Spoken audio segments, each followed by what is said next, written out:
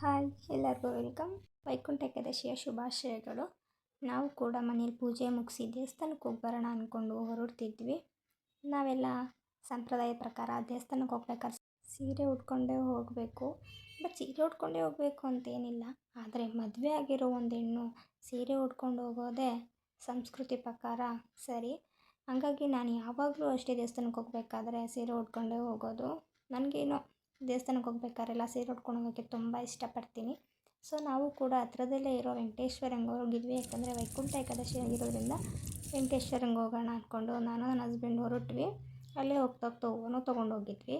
ಹೋಗಿ ಅಲ್ಲೇ ಪೂಜೆ ಮಾಡಿಸಿ ಮಂಗಳಾರತಿ ತೊಗೊಂಡು ಪ್ರದಕ್ಷಿಣೆ ಬರ್ತಾಯಿದ್ದು. ಅಲ್ಲಿ ಕೂಡ ಭಜನೆ ಮಾಡ್ತಾಯಿದ್ರು. ತುಂಬ ಚೆನ್ನಾಗಿತ್ತು, ನೀವು ಕೇಳಿ ನೋಡಿ.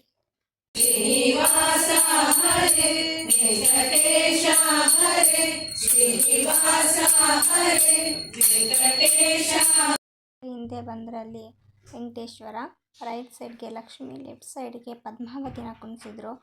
ಹಾಗೆ ಅಲ್ಲೂ ಕೈ ಮುಕ್ಕೊಂಡು ಈ ಕಡೆ ಲಕ್ಷ್ಮಿ, ಹಾಗೆ ಆ ಕಡೆ ಗಣೇಶ ಇಟ್ಟಿದ್ರು. ಬಟ್ ಆದರೆ ನಾನು ಒಳಗಡೆ ವೀಡಿಯೋ ಮಾಡೋಕ್ಕಾಗಲಿಲ್ಲ, ಹಾಗೆ ಬಂದುಬಿಟ್ವಿ.